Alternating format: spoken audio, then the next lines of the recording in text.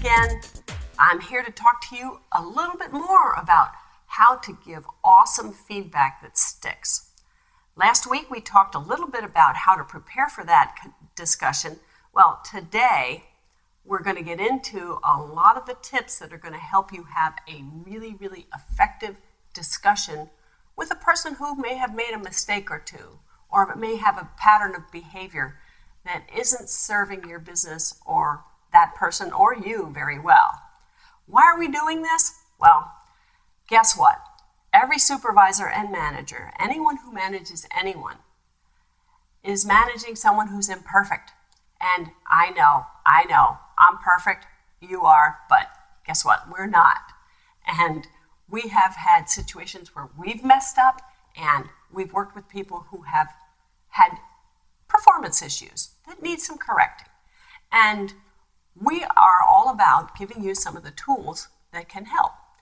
Now, in the last month or so, I put out an appeal to as many people as I could, and I asked them what is their most important question about giving feedback. Well, more than 200 questions came through, and I have a whole bunch of them here. And many of them, at least I think it was 27 of them, had to do with how do I give feedback and keep the person from feeling defensive or hurt or downtrodden or criticized. So we're going to spend a little bit of time on that today. Now, why am I doing this? I'm doing this because I've been there and I've done that.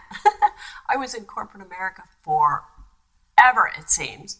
And one of the things that I did learn in corporate America is it is not smart to think that a behavior blip is going to go away.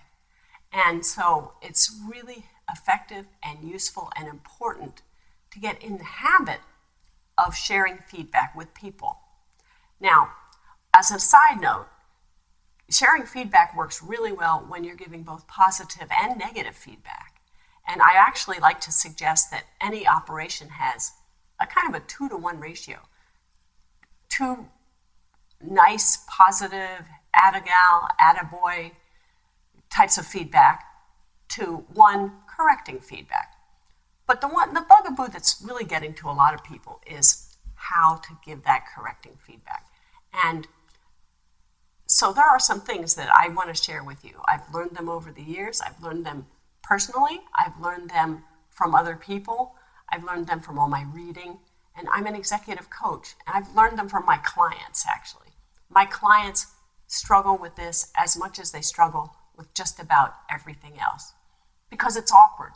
People don't like to be telling other people what they've done wrong or what to do differently. I don't know. I feel the same way. You probably do too. There are some ways to do this that make it less challenging, let's say. And I'd like to go through a few of those with you. Now, one of the things that, if you haven't watched the first video, it's really important to watch it because the staging of your mind and the staging of the setting is important.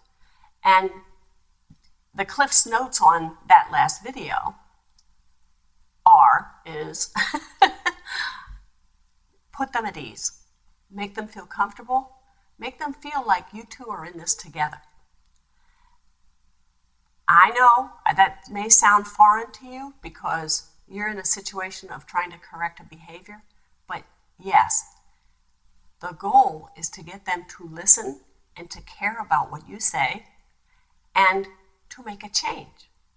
And if you create defensiveness, if you attack them, or if they perceive they're being attacked or hurt, that wall just goes right up, and you have lost the person. You have basically lost the person. And when they leave the room, they're going to shoot the messenger. They're going to hate their job. They're going to hate you. So what do we do differently? What do we do about the conversation? Well, the first thing is, when you're going to have the conversation, build some rapport. Don't pull one of these, hey, Pat, get into my office. That doesn't work. I mean, Pat already is probably a little wary about being called into the office, so their tentacles are already up. So we want to start with, hey, Pat, how do you enjoy the game last night? And you don't have to spend more than a minute on it, but it's a respectful thing to do. One of the themes that I'm going to be carrying through all of this is respect. And sometimes that's hard because if you're upset with someone and something they did, sometimes you feel disrespect towards that person. Well, the point is, if you feel that way, don't have the conversation.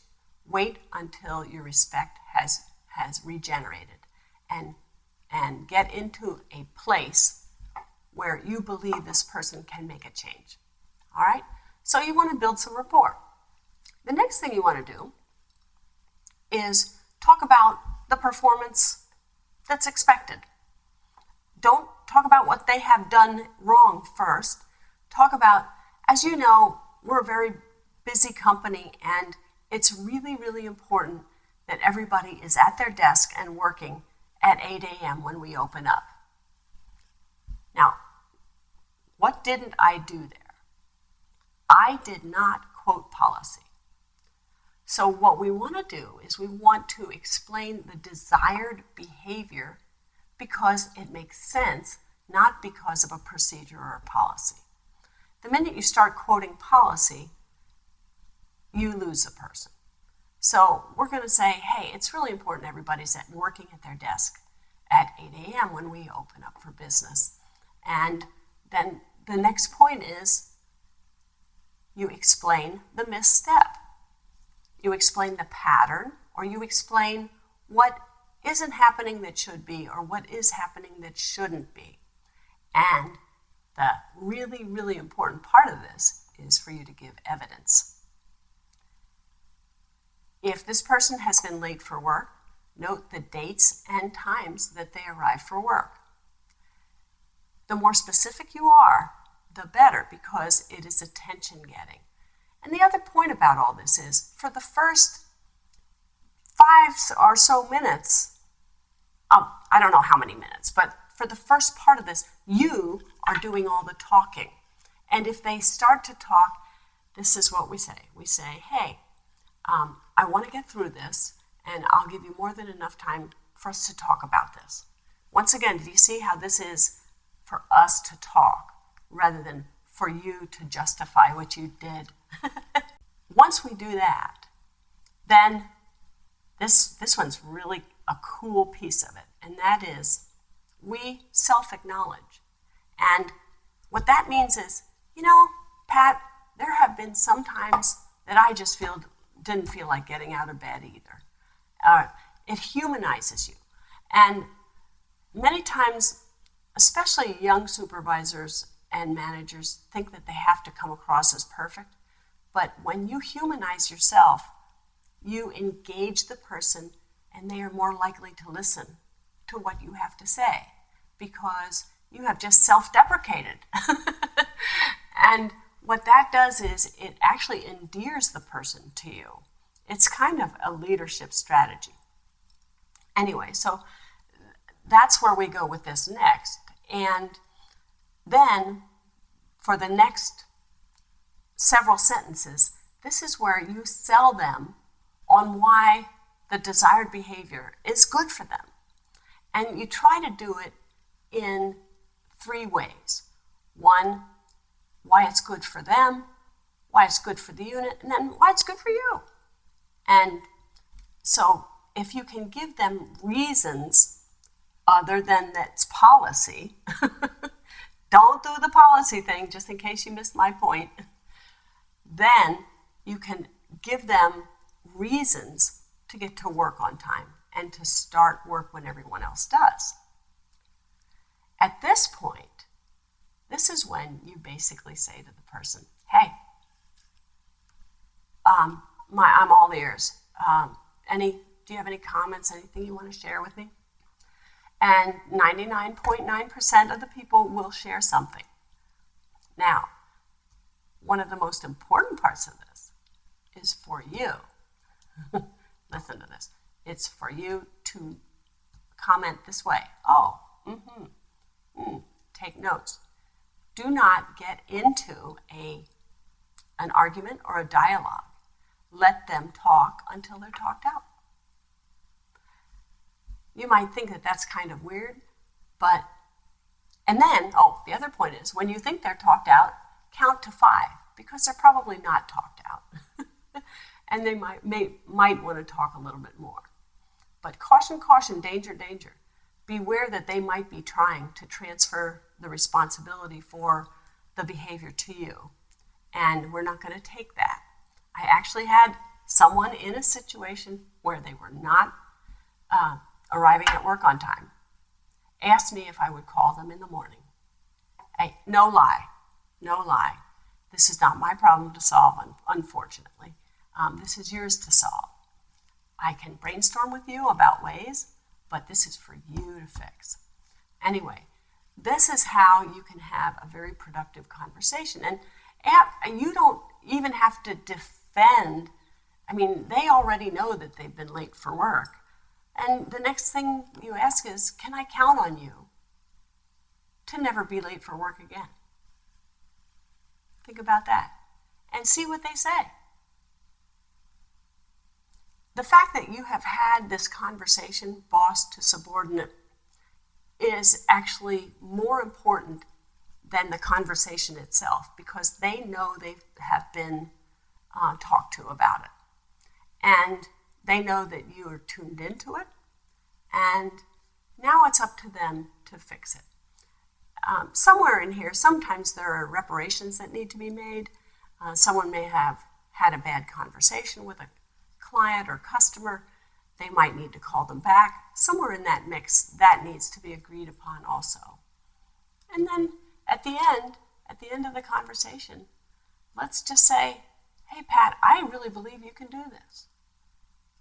And the clincher is, you need to believe that. Because if you don't, they'll feel it. And that doesn't work. So this is just a little bit of a template about how to go about having a conversation that will work. Here's my request of you. Not selling you anything.